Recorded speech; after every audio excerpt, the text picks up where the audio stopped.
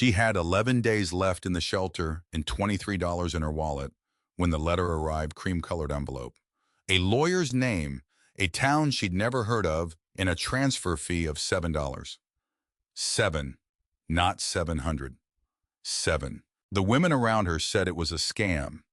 The clerk at the bus station looked at her the way people look at someone making a mistake they can't be talked out of. She bought two one-way tickets anyway, packed everything she owned into a single duffel bag, and took her 5-year-old daughter on a 4-hour bus ride toward 38 acres of land she'd inherited from a great-aunt she'd never met. What she found there wasn't what anyone expected. The house had been empty for years, the well still worked, and somewhere beneath the floorboards of a locked-out building, a woman who'd been dead for months had left something behind. 20 years of careful, quiet, patient work, addressed to a reader she was never certain would come. The notice had been on the board for 6 weeks before Nora let herself read it all the way through. Maximum stay, 90 days. Beneath that, in smaller type exceptions, require supervisor approval and documented extenuating circumstances. She had read those 2 lines the way you read the fine print on something you've already signed too late to matter, just needing to know the exact shape of what you were in. 11 days left. She folded the dish towel over the curtain rod at the end of her cot, their curtain rod, the only privacy in a room that held 14 women and their arrangements, and sat down on the edge of the mattress. Iris was asleep behind her, one arm, flung out, fingers half curled like she was waiting for someone to take her hand. 5 years old, and she slept like she'd been running all day because she had been laps around the community room in socked feet while the evening news played to nobody. The envelope was in Nora's coat pocket. She'd been carrying it there for 3 days. She took it out, cream-colored, the kind of paper that cost something. Her name and the shelter's address, written in ink that had bled slightly into the fibers, dark blue and deliberate. The return address was a law office in a town called Carver's Mill, Tennessee, and the name above it, Gordon Hewitt, attorney at law, meant nothing to her at all. She'd already read the letter twice. She knew what it said. She read it again anyway because reading it a third time was something she could do in the dark without waking Iris, and doing something was better than sitting there with 11 days left. Dear Ms. Slade, it is our duty to inform you of the passing of your great-aunt, Cecilia Ann Marsh of Carver's Mill, Tennessee, on October 14th of this year.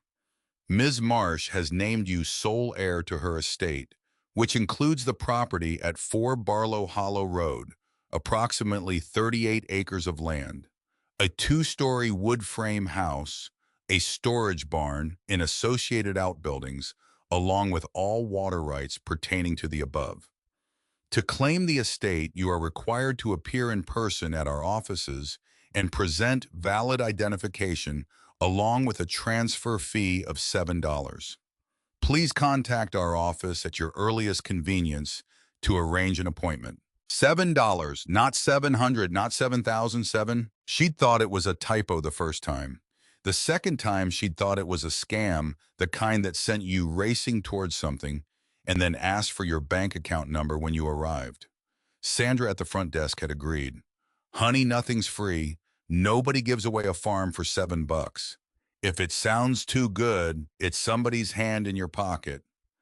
Sandra had said this without looking up from her monitor, and Nora had nodded and gone back to her cot and lain there with the envelope on her chest, thinking maybe. But also 11 days. She didn't know Cecilia Marsh.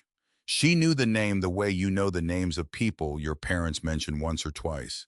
A great-aunt somewhere in Tennessee never visited Christmas cards that stopped when Nora was around 12. Her mother had mentioned Cecilia the way people mention branches of the family that didn't keep in touch briefly without explanation moving on.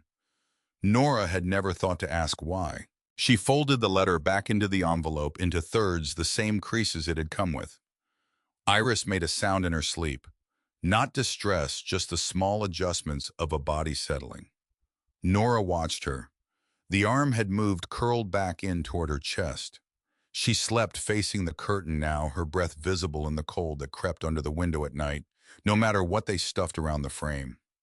There was a thing Iris had stopped doing somewhere around the 4th month in the shelter. She'd stopped asking when they were going home. Nora remembered the last time she'd asked, they'd been in line for dinner, and Iris had been holding her hand and had looked up and said it just like that. conversational "when are we going home?" the way she used to ask it from the back seat on long drives. And Nora had said "soon, baby" for what must have been the 100th time, and Iris had looked at her for a moment with something in her face that was too careful for a 4-year-old, and then had looked away and had not asked again. Not once. Not in the 10 months after that in the shelter or the one before it. She'd stopped asking because she'd learned there was no point. That was the thing Nora could not let herself dwell on for too long.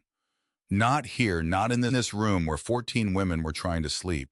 Because if she dwelled on it, she'd come apart, and she couldn't come apart in a room where Iris might wake up and see her. She put the letter back in her coat pocket. She counted the money in her wallet. She'd done this already today twice, but she did it again, $23 and some change. Enough for the bus to Carver's Mill. Not enough for the bus back. She lay down beside Iris on top of the covers, still in her clothes. 11 days. She bought the tickets the next morning while Iris ate breakfast in the community room. 2 one-way tickets on the Greyhound to Knoxville with a connecting bus to a town called Harlan Junction, 20 minutes from Carver's Mill. Total cost $19.40. She used a 20 and got 2 quarters and a dime back and put them in the zip pocket of her bag where the change went. Sandra was on the phone when Nora stopped at the front desk. She mouthed "signing out" and held up 2 fingers. Sandra covered the receiver and said without unkindness, "Good luck, honey." That was it. 14 months in this building, another 10 before that, in a place across town, and the goodbye fit in 3 words. Nora didn't hold that against Sandra. Sandra had 60 women cycling through this building and a supervisor who changed the rules every quarter. Goodbyes were a luxury nobody could afford to make too much of. Iris was waiting by the door with their duffel bag, which she was trying to carry herself and could not quite manage. She'd packed it that morning very seriously, folding things the way Nora had taught her flat, then third sleeves tucked in. She'd put her drawings in a folder Nora had found in the craft bin and tucked the folder between 2 shirts so it wouldn't bend. "I got it," Nora told her. "I know," Iris said, but kept both hands on the strap until Nora took it from her and then walked beside her out the door with her chin up like they were going somewhere. The bus ride was 4 hours with the transfer. Iris sat in the window seat and fell asleep an hour out of the city, her head against the glass, her breath fogging a small circle that shrank and grew with each exhale. Nora watched the landscape change strip malls, giving way to smaller roads, then to fields that had gone brown with November fence lines and bare trees, and the kind of sky that pressed down flat and gray in every direction. She tried to find Carver's Mill online at the library before they left. Small town, a few hundred people according to the county website, 1 main street, a post office, a general store. The law office was listed in the county directory Gordon Hewitt and Associates, established 1987. The photograph on the website was of a brick building with white trim and a parking lot with 3 spaces. She didn't know what she was going to find.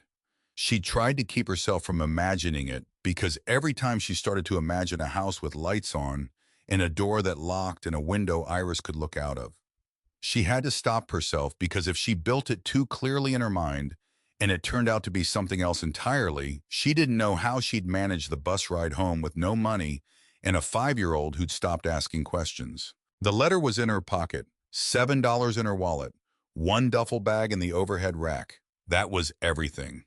She watched a hawk circle something in a field and disappear below the tree line. Everything was enough to get her here. It was going to have to be enough to get her through whatever came next.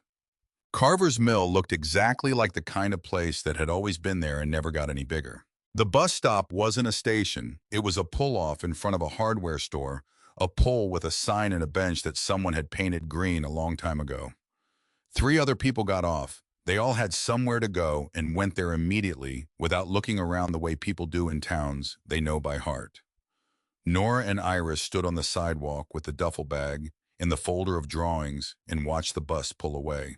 The street was 2 blocks long. She could see the whole thing from where she stood, a diner with a hand-lettered sign in the window, advertising the breakfast special, a post office about the size of a double garage, A barber shop, a church on the corner that needed painting, a general store with a truck parked out front. Everything had the settled quality of a place that hadn't changed much for a long time and wasn't troubled by that. At the far end of the block, a small brick building with white trim and a parking lot. Gordon Hewitt, attorney at law, gold letters on the window. Is that where we're going? Iris asked. That's where we're going. Is it a real lawyer? It's a real lawyer. Iris considered this, then picked up the folder of drawings which she'd been carrying separately and would not put in the bag and walked toward it.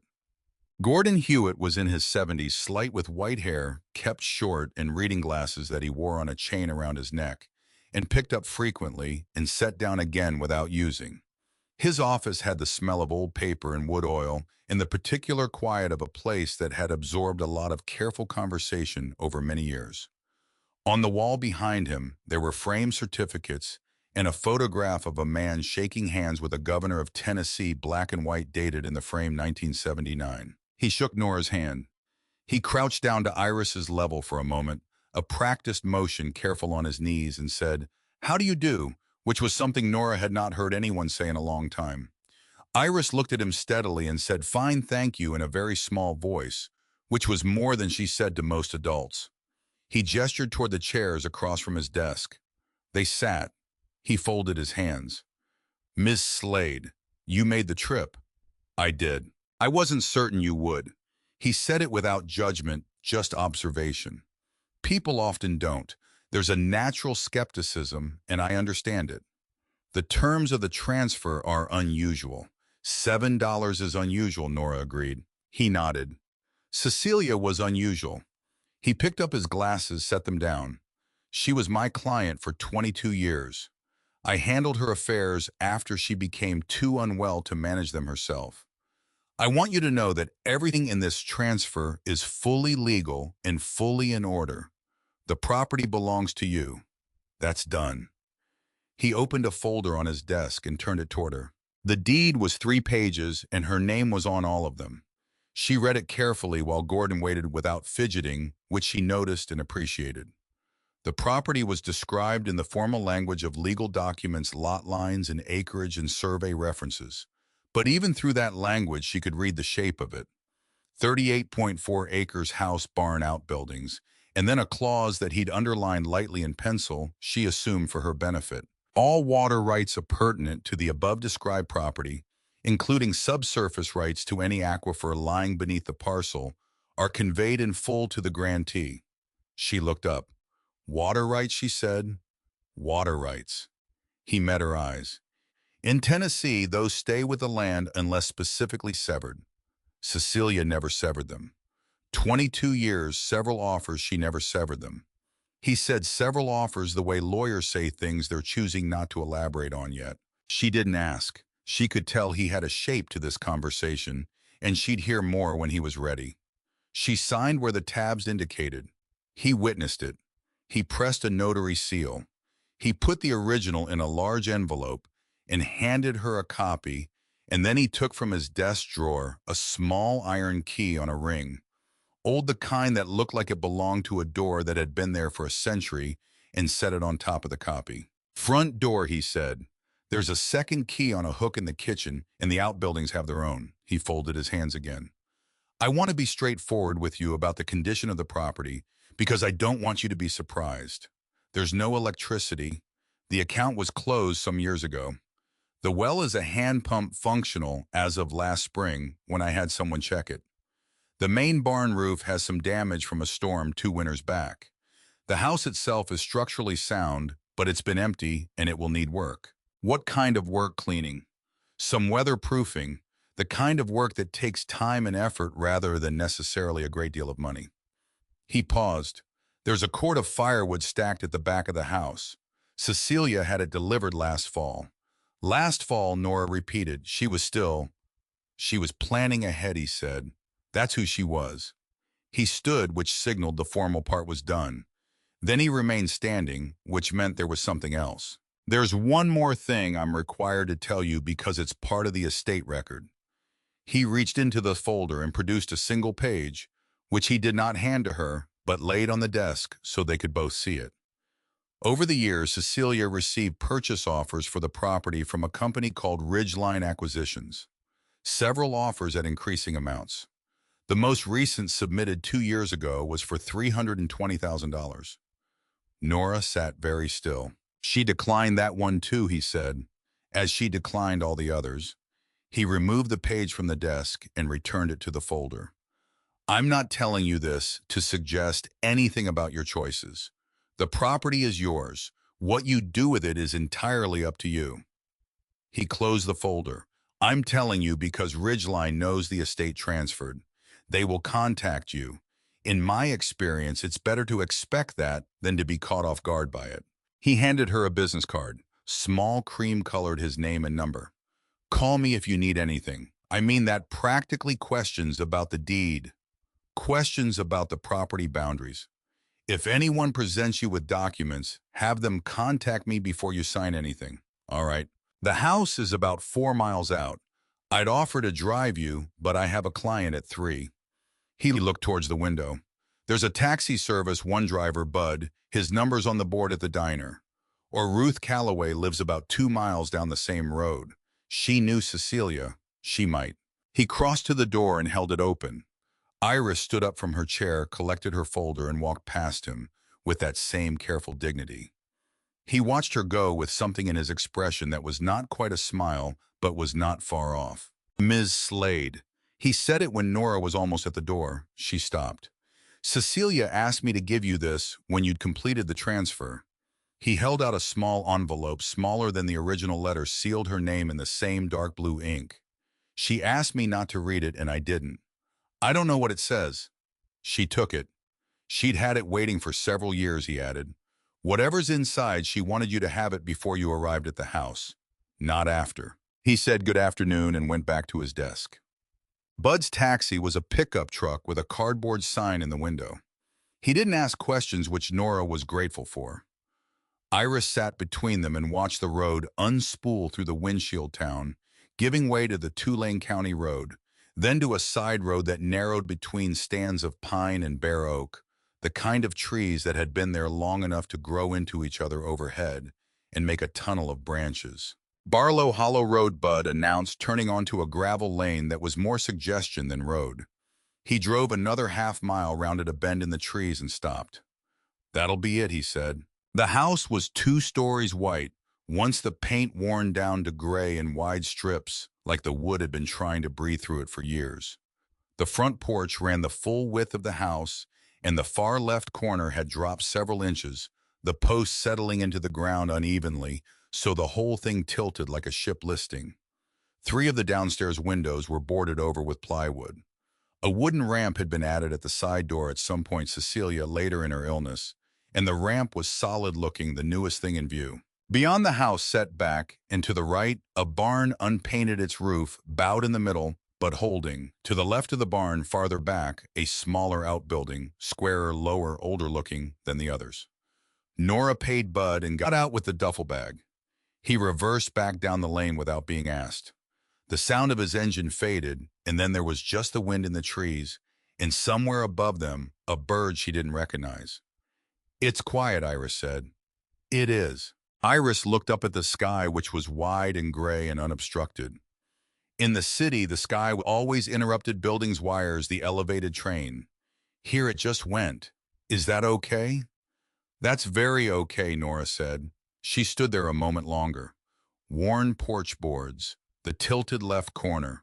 One window, the upper right, not boarded. She could see the glass intact, the interior dark behind it. The iron key was in her hand, cold from the air. She'd been managing her expectations for the whole bus ride. She'd told herself it might be nothing. It might be falling down. It might be something that can't be fixed by 2 people with 4 hours of daylight and no power tools. Then Iris took a step toward it, and another, and without looking back said, "Is that going to be my room?" The one with the window. Not when are we going home. Not how long are we staying. Just the window, the room, the assumption that there was a room and it could belong to her. Nora picked up the duffel bag and followed her daughter toward the door. The key turned with resistance, the mechanism stiff from years of disuse, and then gave with a sound like something releasing that had been held a long time. Inside cold in the dark of rooms that haven't had light in them in a while, and the particular smell of old wood and old paper and old lives. Shapes under white sheets. A staircase rising on the right side. The banister carved the wood worn smooth at the height of a hand. A stone fireplace wide deep. Floors beneath the dust that were honey-colored plank, the grain visible even under the gray film. Iris moved through the room in her careful way, not touching anything, just looking. "It's not scary," she said. "No, it's like it's sleeping." Nora set down the duffel bag and stood in the center of the room and looked up at the ceiling, checking the plaster. Intact. She looked at the corners where moisture comes in. Dry. She looked at the fireplace damper, which was closed, and at the wood stove beside it, which was smaller and would be easier to use. The practical part of her was already making the list.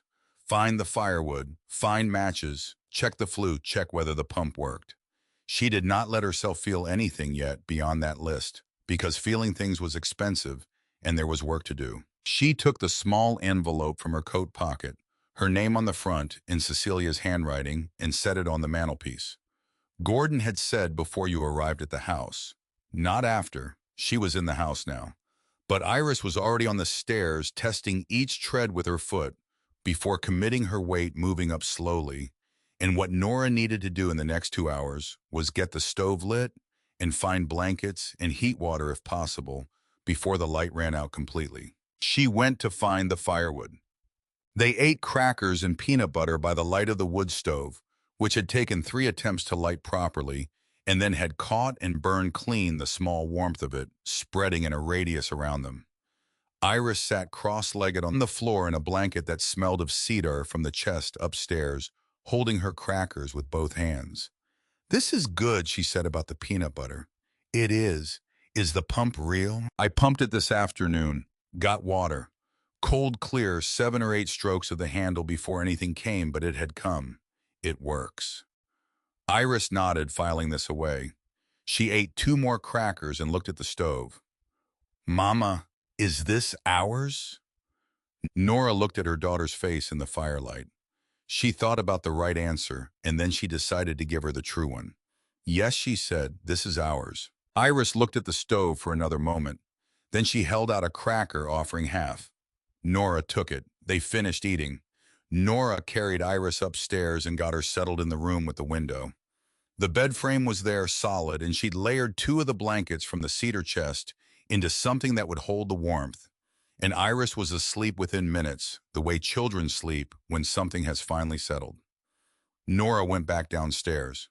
The envelope was still on the mantelpiece where she'd left it.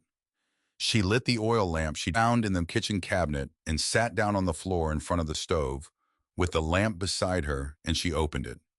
Inside, a single folded sheet of paper, the same dark blue ink, the handwriting smaller and less steady than the address on the outside, as if written when the hand was more tired. "Nora, you came. I knew you would, or I hoped enough that it amounts to the same thing. I'm not going to tell you everything in this letter. I want you to find things in their own order, because some things you have to come to yourself or they don't mean the same. But there are 2 things I need you to know tonight. The first, the house is in better shape than it looks.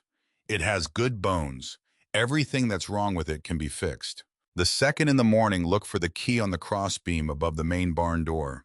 Small brass tied with red cord. It opens the small outbuilding behind the barn. Go there before you do anything else.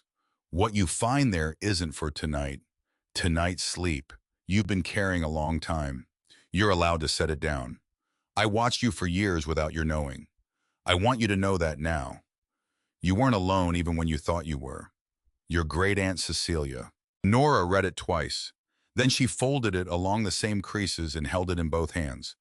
A woman she had never met had watched her for years, had bought firewood delivered last fall, had waited in whatever condition she was in at the end for someone to come through the door with a 5-year-old in a duffel bag and a key worth $7. The stove made its small sounds, the wood settling. Outside, the wind moved through the trees. The house sat around her, still settled, breathing in the way old houses breathe.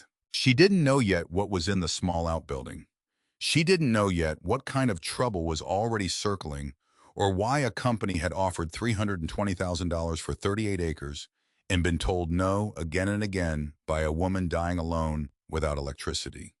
She didn't know what water rights meant in a way that could be worth that kind of attention. She knew her daughter was asleep upstairs in a room with a window. She knew the pump worked. She knew the house had good bones.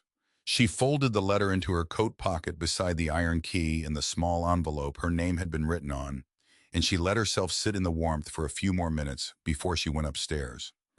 It was the first night in 2 years she didn't need to listen for other people's alarms.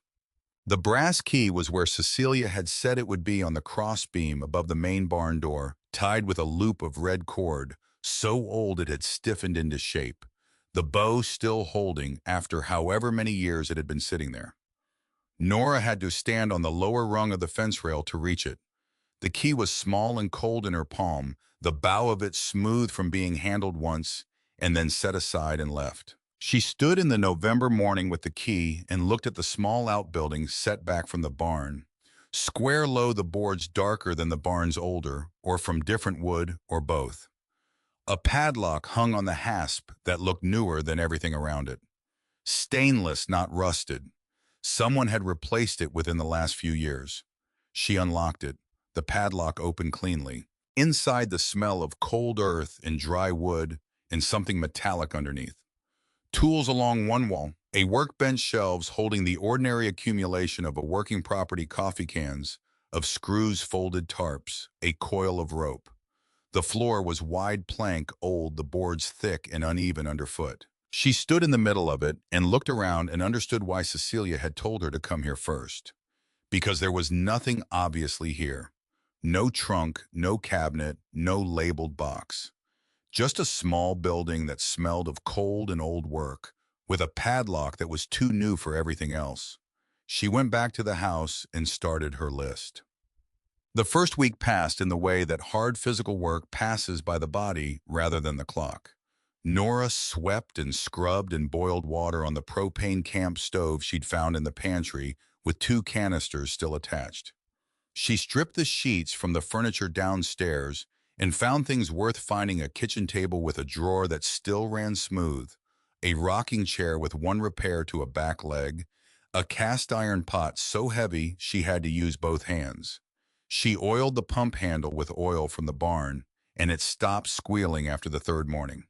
She dragged the damaged porch boards to the burn pile at the edge of the yard and found underneath one of them that the joists were sound, just the surface boards had gone. Something to know. Iris went where Nora went. She had taken on the job of sweeping with the smaller broom without being asked, working in her methodical way, going around chair legs and getting into corners. She'd found a cat, or the cat had found her, a gray striped tom that appeared the 2nd morning on the porch railing and had been appearing every morning since accepting food and not inviting contact. Iris had named him Professor and spent considerable effort crouched at a respectful distance waiting. On the 5th day, a man named Hector Villanueva arrived with his nephew in a truck bed full of roofing materials. He introduced himself briefly. Ruth had sent him. He said Cecilia had done something for his family years back, and he wasn't inclined to say more about it than that. And he and his nephew spent 2 days on the main roof with a quietness that meant it was not being done for money. On the 4th morning, Ruth Calloway came up the drive on foot, moving without hurry, carrying a pot with a lid, and wearing a wool coat the color of old brick. She was short and broad-shouldered 70s, with the kind of weathered face that comes from decades of outdoor work and outdoor worry in equal measure. Nora met her at the bottom of the porch steps. "I'm Ruth. I was Cecilia's neighbor for 22 years. She held out the pot.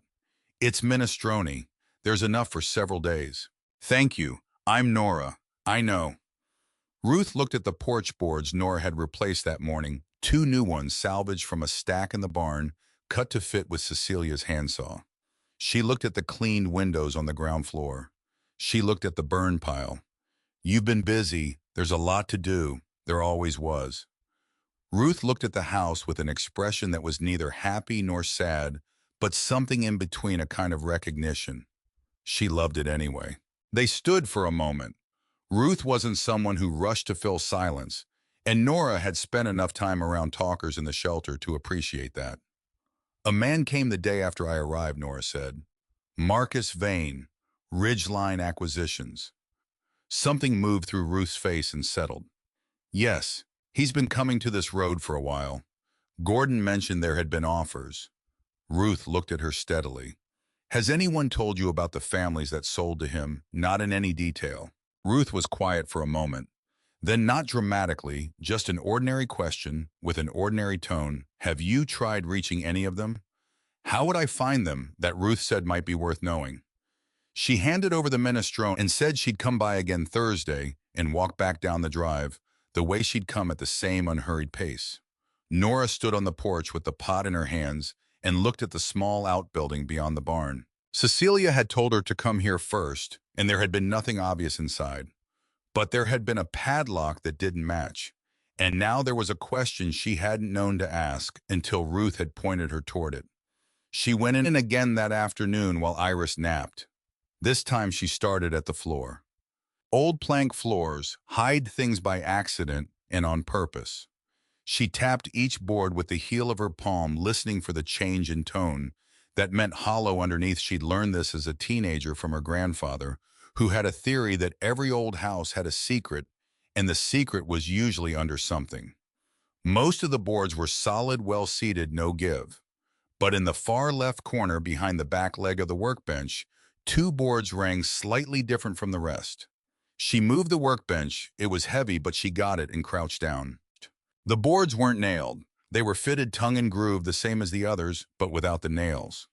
She pried up one edge with the flathead screwdriver from the workbench, and the board lifted clean.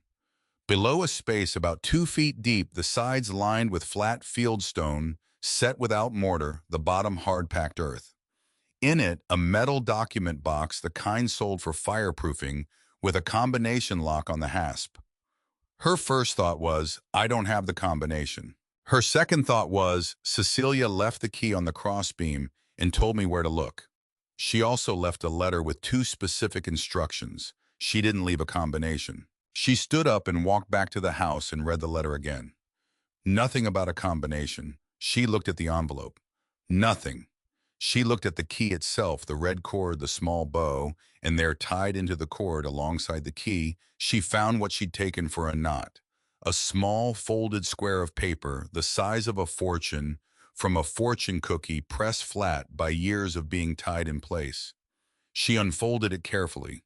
4 digits in Cecilia's handwriting. She went back to the outbuilding. The combination worked on the second try. She'd misread a 6 as an 8 the first time. Inside the box, a USB drive, small and black, no label. A notebook, cloth covered, dark blue, thick with years of use. And underneath, both a cloth drawstring bag, the pull strings tied. She opened it and poured the contents into her palm. Money. Old bills held in rubber-banded stacks. The rubber bands stiff and crumbling.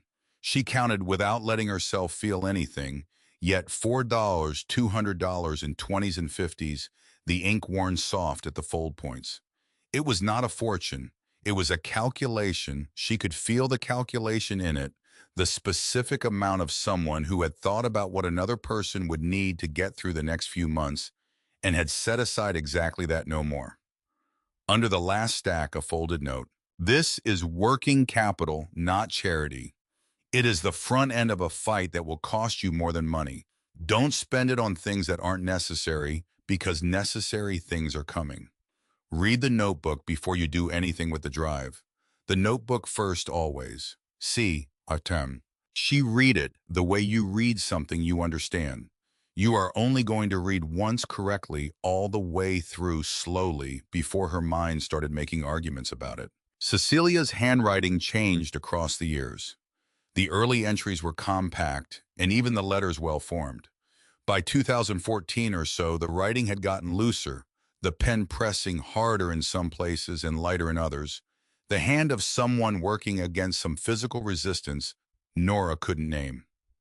By the final entries, 2019 and 2020, the words were large and slow, each one considered. The notebook started in 2001. First water test July 12, submitted to the County Extension Lab. Results clean, all within standard range. Keeping record to compare going forward. That was the first entry, not dramatic, just someone deciding to keep track. Every 2 years after that, another test. The same language clean within range record kept. It read like the log of someone who had decided that if something ever changed, she would have proof of what it had been before. In 2006, the first mention of Ridgeline acquisitions. A man had come to the door offering to discuss the property. I told him it wasn't for sale. He left a card. I threw the card away, then retrieved it from the trash and taped it here in case I need the name later. The card was still there, taped to the margin, Ridgeline Acquisitions, Regional Development. A phone number, no name. The offer came back in 2007 this time with a number $140,000. Cecilia had written no.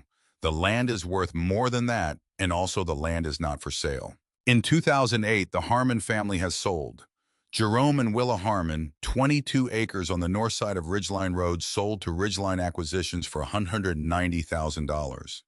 Their water had tested positive for a compound the county report called agricultural runoff, chlorinated solvent.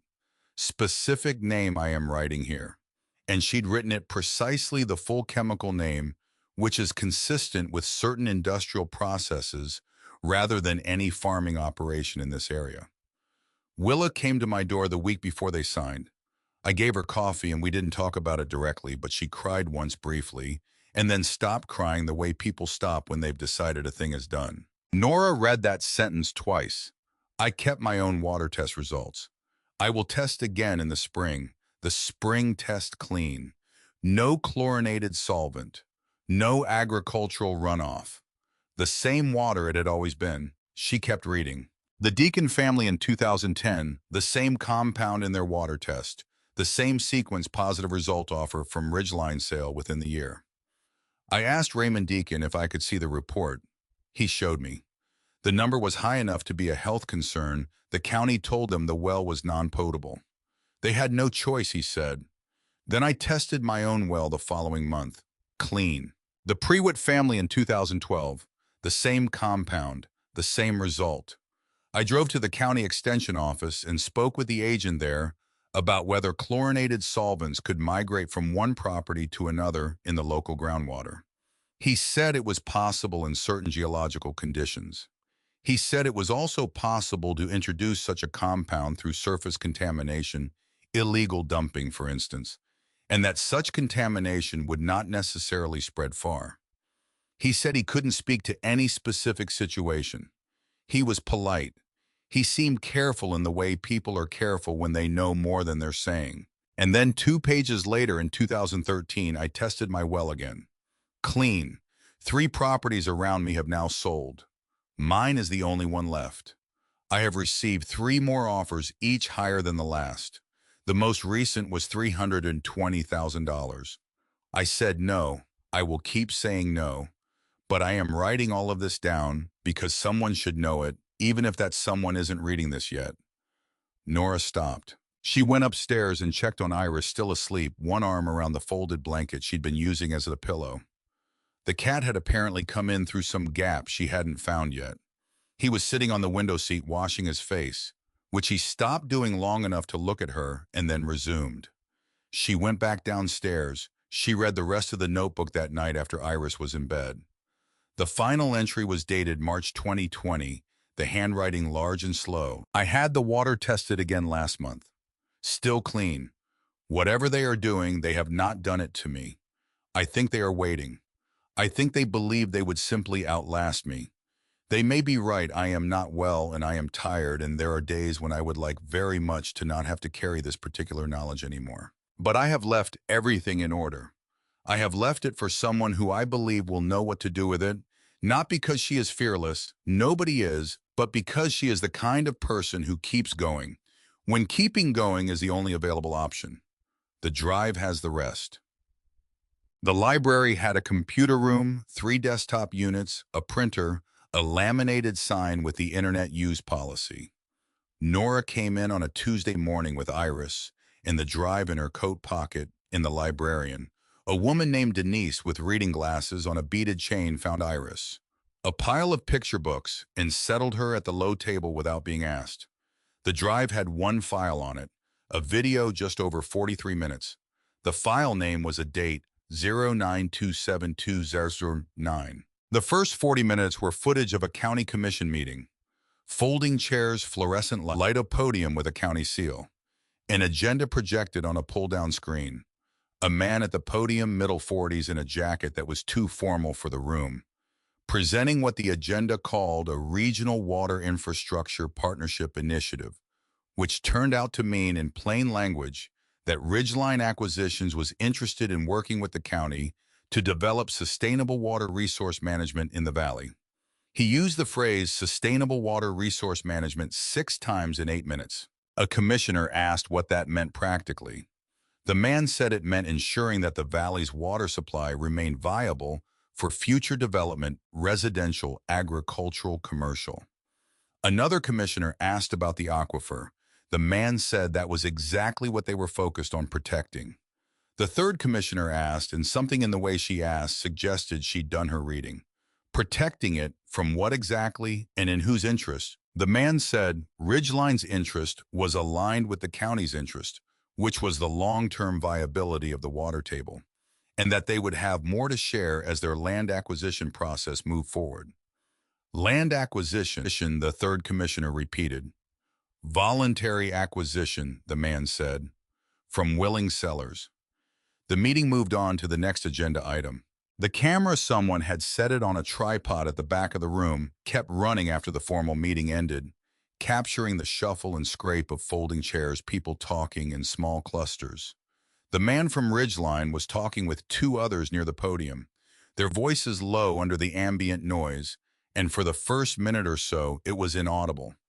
Then the room cleared enough that there was a stretch of quiet. And in that quiet, the man said, once we have the marsh parcel, we control the entire recharge zone. Everything downstream becomes negotiable. The other 2 nodded. One of them said something Nora couldn't make out.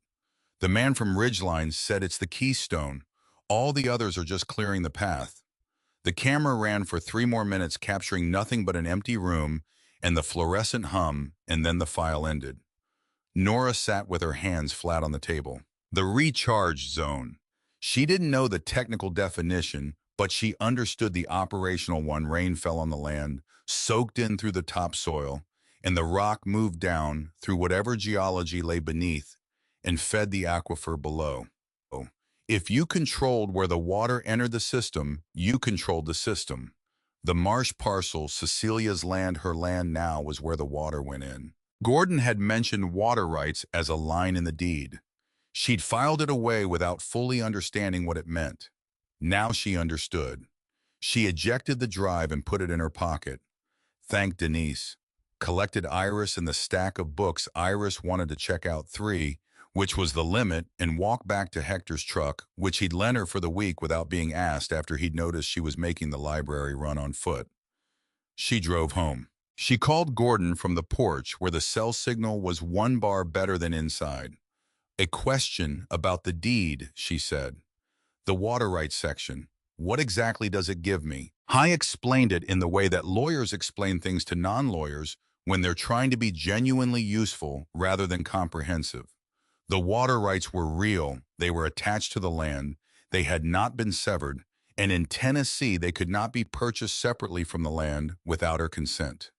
Anyone who wanted to control the aquifer access had to own the land, or had to find another way. Ms. Slade. He paused. Is there something I should know? Not yet, she said. I'll call you if there is. The letter came on a Thursday, certified mail, which meant she had to drive to the post office to sign for it. The envelope was from an environmental consulting firm she'd never heard of with a Knoxville address. She opened it in the parking lot. The report inside was 6 pages dense with numbers and footnote references.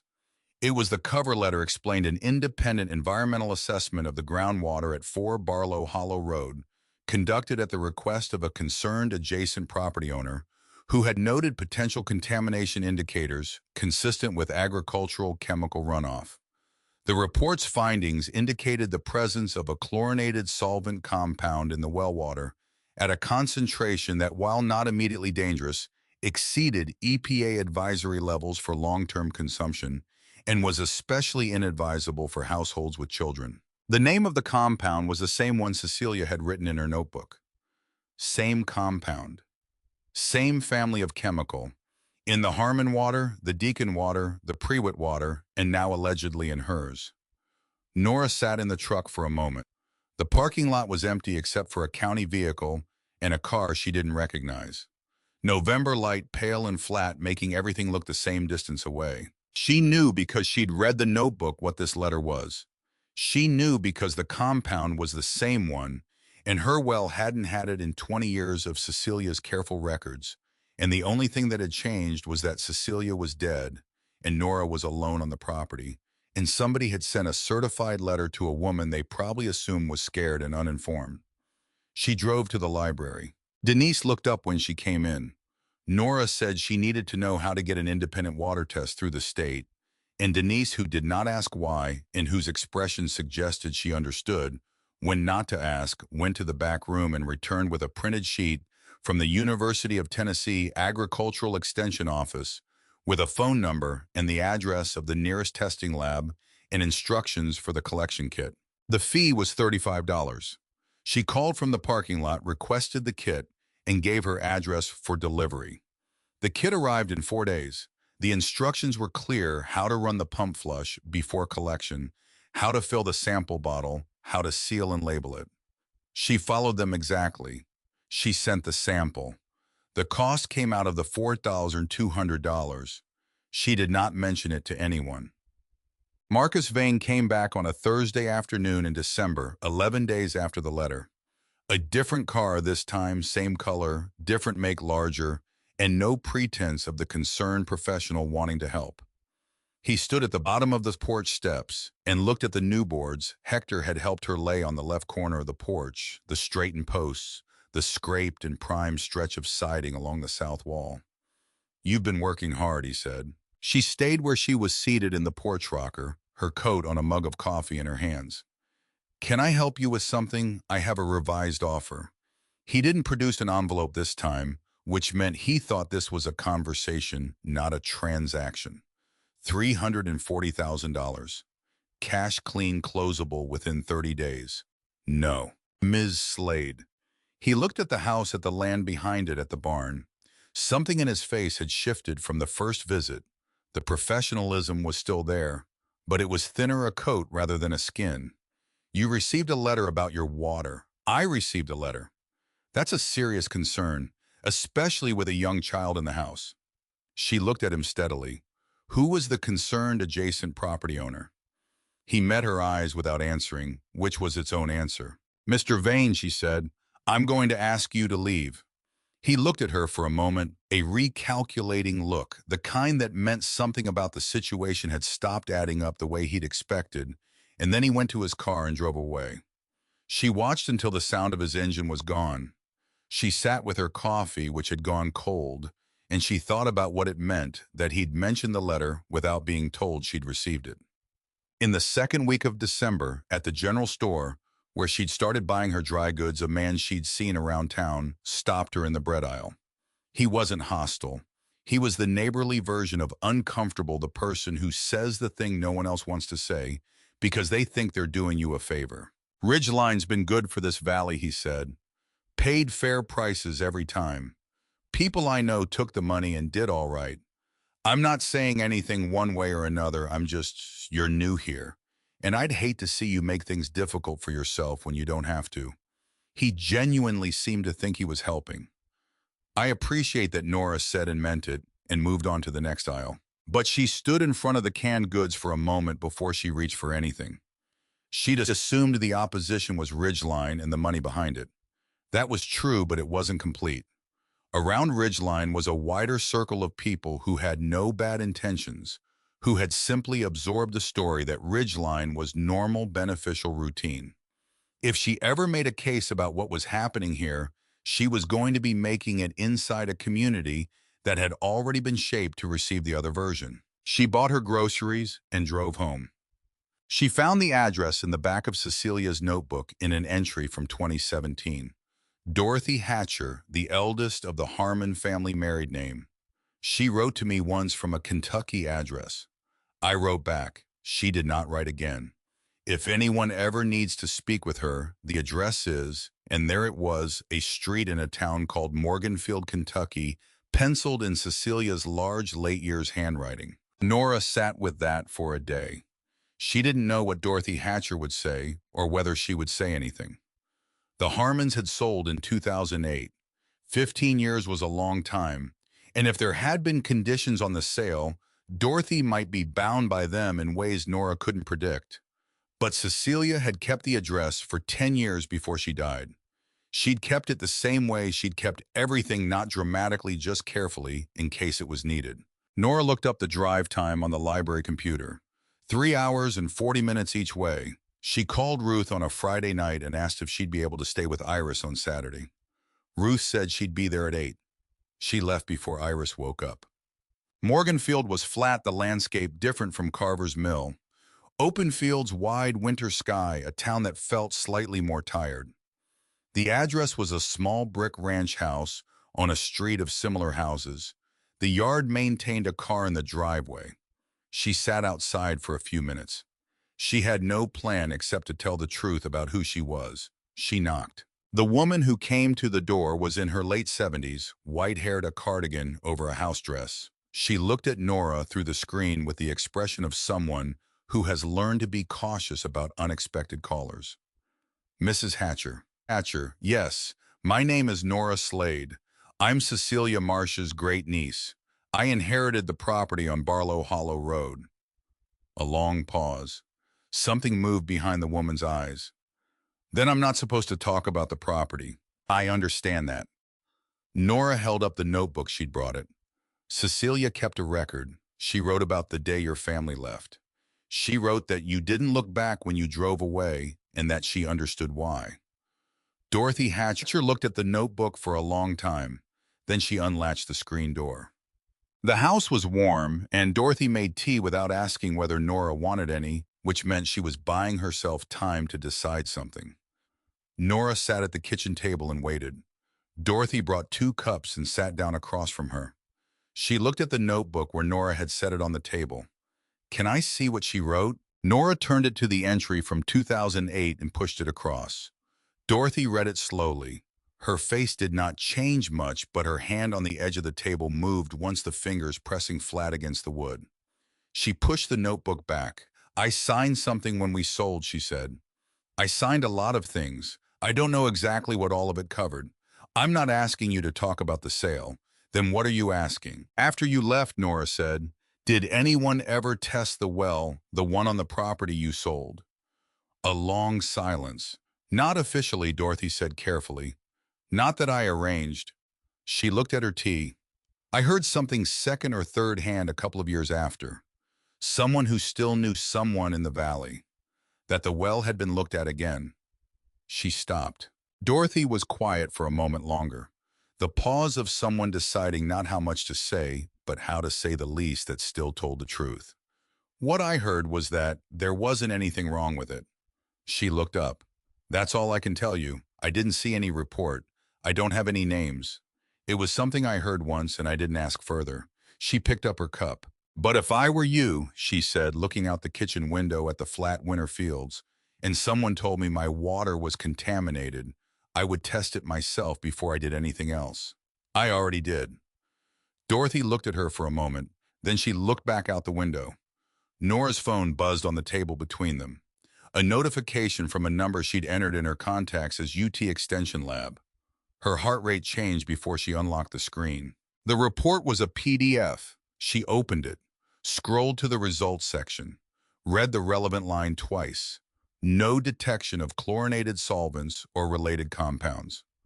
All analytes tested within acceptable state standards. She set the phone down on the table screen, up results visible, and pushed it toward Dorothy the way Cecilia had opened the notebook to the right page. Dorothy read it. looked at the compound name Nora had circled in pencil, the same name from the consulting firm's letter. Looked back up at Nora. Neither of them said anything for a moment. Then Dorothy said quietly, "They change the names. They don't change much else." No, Nora agreed. They don't. Dorothy stood and refilled the kettle without asking. "I have a daughter in Louisville. I'd like to be able to call her after you leave." "Of course. I'm not going to sign anything or talk to anyone official. I want you to understand that. I understand." But she turned from the stove. "If someone asked me in a straightforward way whether I thought my water was actually contaminated before we sold, I would tell them what I actually think." She held Nora's eyes. "I think Jerome and I were frightened by a piece of paper and a man who knew what frightened people do." She brought the kettle back to the table. "Cecilia called me once," Dorothy said, "the year before she died. I didn't pick up. I've thought about that." She poured the water over the tea bags and sat back down. "What are you going to do? I don't know yet." Nora wrapped both hands around her cup. "But I have the notebook, and I have the drive, and I have this report. And now I have what you just told me. That's not very much." "No," Nora agreed, "but it's all mine." She drove back through 3 states of winter light, the flat open sky of western Kentucky, giving way to the rolling approaches of Tennessee, the mountains coming up on the horizon and then surrounding the road, the trees bare and dark against the last hour of afternoon. She thought about what she had. She had 20 years of Cecilia's water tests showing a clean well. She had 3 families who'd received identical contamination reports before selling to the same buyer. She had her own independent state lab results showing no contamination now. She had a video of a Ridgeline representative saying in an empty room he thought was no longer recording that the marsh parcel was the keystone, that all the others had been clearing the path to it. And she had a certified letter sitting on her kitchen table that claimed her water was unsafe from a consulting firm hired by someone who had wanted to buy her land for more than $300,000. Laid out like that. It was a pattern. But a pattern was not the same as what you could do with a pattern, and she was one person with a second-grade classroom's worth of documents and no clear idea what the next step was made of. She pulled over at a gas station outside of Jellicoe and stood in the cold for a moment because she needed to think without the truck moving. She took out her wallet. Behind her license, she'd put a business card she'd clipped from the bulletin board at the library 3 weeks ago. A folded index card, really not a proper card, but she'd kept it because the name on it had appeared in the byline of an article she'd found while researching Ridgeline. A piece from 4 years ago about a similar land acquisition dispute. 2 counties over the kind of article that ran in the regional paper and didn't go anywhere, but that had been carefully reported and was now the only piece of journalism she'd found that had gotten close to what she suspected was happening. The reporter's name was Gail Morrow. Nora looked at the card for a moment. Then she put it back in her wallet. Not yet. She wasn't ready yet, not because she was afraid, but because she didn't have the shape of it clear enough in her own mind. When she called, she needed to know exactly what she had and what she was asking for. She got back in the truck and drove home through the dark. Ruth had left a pot on the stove and Iris asleep in her bed. On the table was a note in Ruth's handwriting. She ate 2 helpings. Professor came inside and she let him sleep on her feet. Don't tell her I saw that. Nora stood in the kitchen and read the note again and pressed her fingers against her eyes for a moment because the day had been long and the drive had been long, and she was tired in the specific way of a person who has been carrying a weight and has just realized how much of it there is, not heavier than before, just more clearly known. She heated up what was in the pot and sat down at Cecilia's kitchen table and ate it.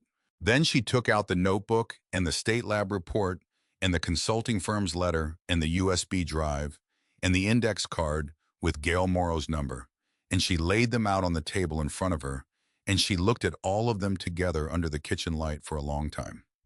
The nuisance complaint was filed on a Monday. Gordon called her that afternoon, and she could hear in the 2-second pause before he spoke that he was choosing how to say it. Ridgeline has filed a civil nuisance action in County Circuit Court. They're citing the environmental consulting report as evidence that your property poses a contamination risk to adjacent properties. Another pause. It's a real filing, Nora, not a threat. It's been docketed. She was standing at the kitchen window watching Iris drag a stick along the fence line, with Professor following at a fixed 3-foot distance. The light was low and silver, making everything look like a photograph of itself. What does it cost to defend? That depends on how far it goes. The initial response, the first motions, I can do some of that work at a reduced rate. But if it proceeds to discovery to depositions, you're looking at $10,000 to $15,000 minimum, possibly more. She had $3,809 left of Cecilia's $200. She'd spent the rest on the sample kit, propane, groceries, 2 bags of concrete to reset a fence post that had been pulling out of the ground and would take the fence down with it in the spring. Gordon. What's the first court date preliminary hearing? January 8th, 26 days. She thanked him and stood at the window until Iris looked up and waved at her, the stick still in her hand, Professor sitting at her feet now, in the way he'd recently begun to allow the 3-foot distance, having apparently been renegotiated without Nora's knowledge. She went to her coat on the hook by the door and took out her wallet and found the index card with Gail Morrow's number. She'd been waiting until she understood the shape of what she had. She understood it now. She also understood that the shape was about to change, that in 26 days, a judge would hear a complaint built on a fabricated environmental report, and that the cost of fighting it through the proper channels exceeded everything she had. She dialed. Gail Morrow answered on the 3rd ring, which told Nora she answered, calls from unknown numbers, which told her something about the kind of reporter she was.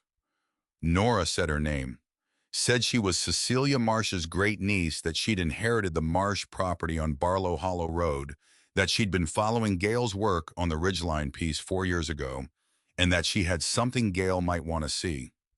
What kind of something? A notebook going back 20 years. A video from a county commission meeting in 2009. 2 water test results for the same well, one commissioned by Ridgeline's consulting firm, one by the state extension lab, with different findings. A silence on the other end that was not empty but working. Different how Ridgeline's report says the well is contaminated. The state lab says it's clean. Same compound, same compound. Another silence. Miss Slade, the piece I wrote 4 years ago, did you read all of it? I did. Then you know it didn't go anywhere. The paper ran it, and then nothing happened, and nobody called me. I know. So what's different now? Nora looked at the notebook on the table. 3 things. A video, a state lab report with a date stamp, and a civil suit filed against me 4 days after I declined their most recent offer. She paused. The suit is dated January 8th. That gives you 25 days if you need it. She heard something on the other end, a chair, a drawer. The sounds of someone who had just moved from listening to moving. I can be there Thursday, Gail said.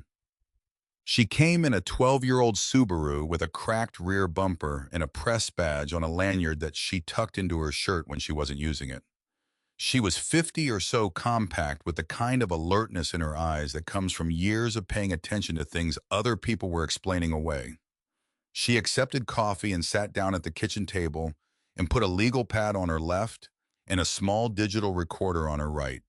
And she looked at what Nora had laid out, the notebook open to the first water test entry, the USB drive, the 2 water reports side by side, the civil suit filing, the original certified letter from the consulting firm. She read for 20 minutes without saying anything, turning pages in the notebook with the focused patience of someone who knew not to skip. When she got to the video, she watched it on Nora's laptop without expression, without commentary, until the moment in the empty room when the Ridgeline representative said, once we have the Marsh parcel, we control the entire recharge zone, and then she reached forward and rewound it and played those 12 seconds again. She sat back. How long did Cecilia have this? Since 2009. Someone taped the meeting. She kept the drive. She never did anything with it. She kept the notebook, Nora said. She kept the drive. She kept testing her water every 2 years, so there would be a record of what it was before anything changed. She paused. She was waiting for someone to bring it somewhere. Gail looked at her. She was waiting for you. She was waiting for someone. She got me. Gail picked up the state lab report and held it next to the consulting firm's report, reading the relevant sections in parallel, moving her eyes between them the way you read two documents you're trying to find the difference in. The compound is identical, yes, and the state lab is the University of Tennessee Extension, not a private lab. I have the submission receipt in the chain of custody form. I need copies of everything. I need the original submission receipt, and I need the video on a drive I can take with me. I have a copy already made. Something shifted in Gail's expression, not quite surprised, but adjacent to it. You made a copy before I came. I made 3, Nora said. 1 at the library, 1 with Gordon Hewitt, 1 I'm keeping here. Gail wrote something on the legal pad. Then she asked about Dorothy Hatcher, and Nora told her what Dorothy had said and what Dorothy had not said, and the distinction between them. She's not going to go on record. I know, I'm not going to ask her to. Gail looked up, but what she told you is consistent with the pattern, and a pattern is what this is. She capped her pen. Ms. Slade, I need to tell you something before I leave here. All right? If I write this, it will be the most significant thing to come out of this county in years, and the people it implicates have more resources than you and me put together. I know that. I'm not trying to scare you off. I'm trying to make sure you're thinking clearly about what comes after publication, because they're going to look at everything. Your finances, your history, anything they can find. Nora thought about 14 months in this shelter and the 10 before it. The dish towel curtain, Iris learning not to ask when they were going home. There's nothing to find, she said. My history is exactly what it looks like. Gail held her eyes for a moment. 48 hours, she said. I need 48 hours to verify what I can verify independently. If what you have checks out, and I think it will, I'll have something ready before your court date. She picked up the copy of the drive and the stack of photocopies Nora had made and put them in the folder she'd brought. At the door, she paused the way Gordon had paused at the door on the day Nora had arrived. Nora was starting to understand that pauses at doors were where the real things got said in this part of the world. Cecilia Marsh Gale said, I tried to reach her 4 years ago when I was working on that piece. She didn't call me back. Nora thought about this. She might have been waiting to see how you wrote it. Probably. Gail almost smiled. Well, she seems to have made up her mind eventually. She went down the porch steps to her car and drove back up the hollow toward the main road. Nora did not tell Gordon about Gail Morrow, not because she didn't trust him, but because what she was doing was hers to do, and she wanted to know the outcome before she handed it to anyone else to hold. She spent the next 2 days in the ordinary business of the property, checking the fence lines, stacking the wood. Hector had dropped off making a list of what the barn roof would need in the spring when she had money to do it. She read to Iris at night. She slept. On the evening of the second day, Gail called. I verified the compound name and the regulatory standards with a toxicologist at Vanderbilt. I've pulled the recording permit for that county commission meeting. The tape was legally made publicly filed and is a matter of public record. I've also spoken to a hydrogeologist who reviewed the notebook entries and the competing lab reports and is willing to be quoted saying that the pattern is, in her professional opinion, inconsistent with natural contamination. A pause. It's enough. I'm going to my editor tonight. When would it run? 3 days. Maybe 4. We want it before the 8th. Nora did the math. The 8th was 12 days away. All right, she said. I want to ask you something, and you can tell me it's none of my business. Go ahead. Why did you wait? You had the notebook and the drive when you arrived. You could have called someone months ago. Nora considered this. I didn't have the lab report. I didn't have Dorothy Hatcher. I didn't have the suit filing. She paused. And I didn't know yet what I was fighting for. I needed to know the house first. A silence on the other end. She picked the right person, Gail said, and hung up. The piece ran on January 3rd, 5 days before the court date. The headline was careful, the kind of headline a newspaper puts on something serious that it wants taken seriously. County land acquisitions and competing water tests.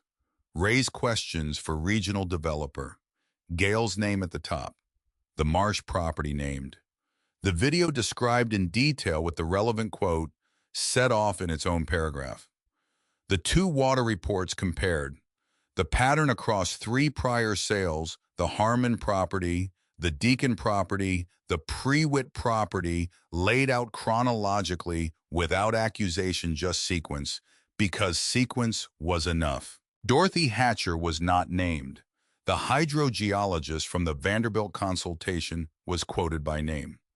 Gordon Hewitt reached for comment on the water rights language in the deed was quoted in 2 sentences, both of which were exactly as useful as 2 sentences from Gordon Hewitt could be. Nora read it at the kitchen table on the morning it ran on her phone, while Iris ate oatmeal and told her something about Professor and a bird that she listened to with one ear and responded to appropriately, which was a skill she'd developed over years of being a person who thought about 2 things at once.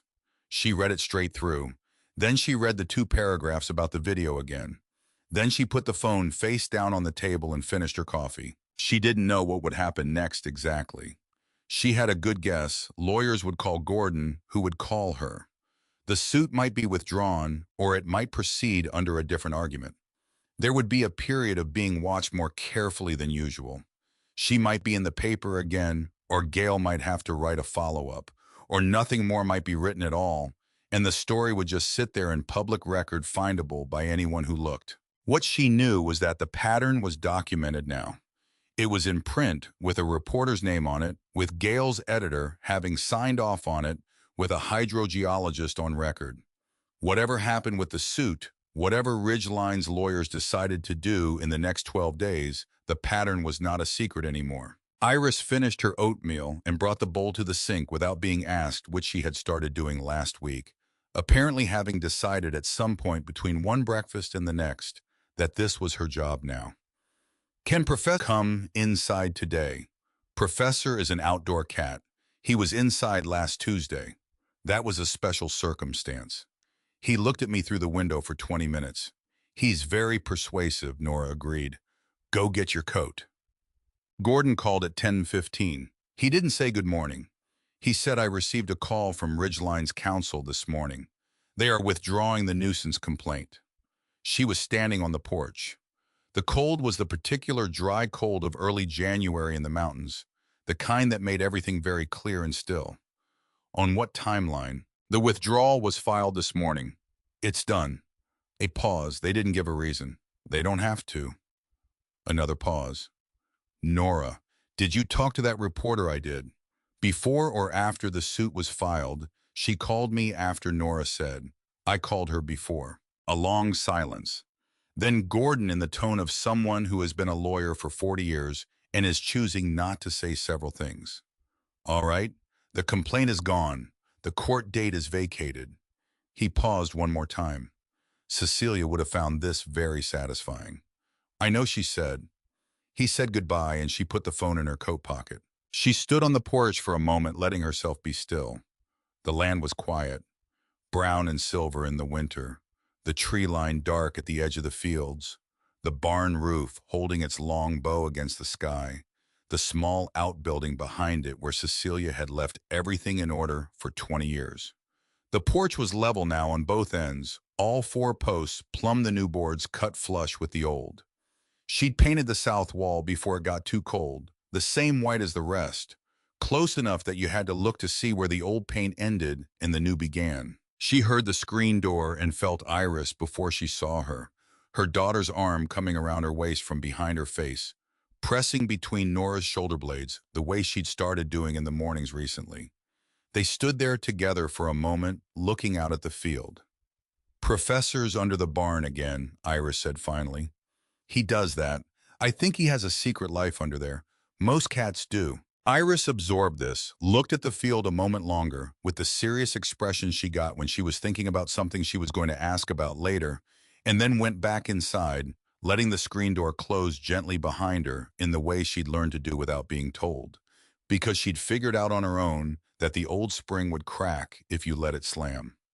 That night after Iris was asleep, Nora sat at Cecilia's kitchen table with the notebook. She'd been meaning to go back to the beginning and read it all the way through again, not for evidence, not looking for anything she'd missed, but the way you read something a second time when you understand it differently than you did the first time. She opened it to the first page. First water test, July 12. Submitted to the county extension lab. Results clean, all within standard range. Keeping record to compare going forward. She read it slowly this time. Not the information, but the decision to start a record in 2001, when nothing was wrong yet, when there was no threat visible, and no reason to document anything, except the intuition that it was worth knowing what clean looked like before something tried to tell you it had never been clean at all. She read through the years, the careful entries, the dates, the numbers, the first mention of Ridgeline, Willa Harmon crying on the porch, accepting coffee, not saying what she'd already decided.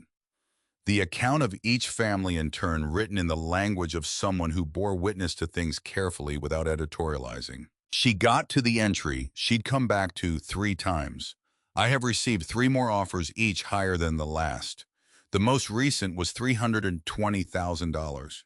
I said no. I will keep saying no. But I am writing all of this down because someone should know it, even if that someone isn't reading this yet. She paused there. Someone should know it, even if that someone isn't reading this yet. Cecilia had written these things for 20 years for a reader she couldn't be certain would come. Not a letter, not a plea, just a record, careful and complete, kept, because Cecilia had believed that true things should be written down and that somewhere eventually there would be a person in the right position to need them. Nora turned to the final entry, the large, slow handwriting, March 2020. They may be right. I am not well and I am tired. And there are days when I would like very much to not have to carry this particular knowledge anymore. But I have left everything in order. I have left it for someone who I believe will know what to do with it. Not because she is fearless, nobody is, but because she is the kind of person who keeps going, when keeping going is the only available option. She turned the page, blank, and the page after that blank. All the remaining pages of the notebook, perhaps a third of it, all of it blank. She sat with that for a moment. Then she got up and found a pen in the kitchen drawer, a blue ballpoint, nothing special, and she came back to the table and turned to the first blank page after Cecilia's last entry. She wrote the date. January 3rd, she wrote the address. 4 Barlow Hollow Road, Carver's Mill, TN. She thought for a moment about what to write next. Not the story. Gail had written the story, and Gordon had the legal record, and the state lab had the test results. What belonged in this notebook was what had always been in this notebook, the thing that would mean something to the next person who needed to know what it had been before. She wrote, well test submitted November 19th through UT Extension. Results clean, all within standard range. Keeping record to compare going forward. She looked at what she'd written. Then she reached into the front pocket of her jeans. She'd been carrying it there for weeks, the way she'd carried the original letter in her coat pocket on the bus, not knowing exactly why, except that it seemed important to keep it close. And she took out the receipt from Gordon's office. The transfer fee receipt. Pink paper triplicate, slightly soft at the fold points, with the date stamped in blue ink and the amount written in Gordon's precise handwriting, $700. Received in full. She turned to Cecilia's last entry and held the page flat with one hand and tucked the receipt into the crease of the binding. The way you put a bookmark, except she didn't need a bookmark because she knew exactly where this page was. It sat between Cecilia's last page and her first. She looked at it for a moment, the pink slip, thin as an answer, nestled between what had been and what was starting. She closed the notebook. Outside, the dark was very complete, the kind of full winter dark of a place without streetlights, and she could see her own reflection. Faint in the kitchen window, a woman at a table with her hands folded around a closed notebook and a lamp burning behind her, and the window beyond that gave back the light. In the morning, Iris would ask to walk the fence line with her, and she would say yes, and they would go out into the cold together, and Iris would collect things, a stone, a feather, a particular stick she'd want to keep for reasons she would explain at length. And when they came back in, Nora would make breakfast, and the day would begin, the way days began here, which was slowly and with work, and without anyone on the other side of a thin curtain to hear. She turned off the lamp. She went upstairs. She slept and the house was quiet around her.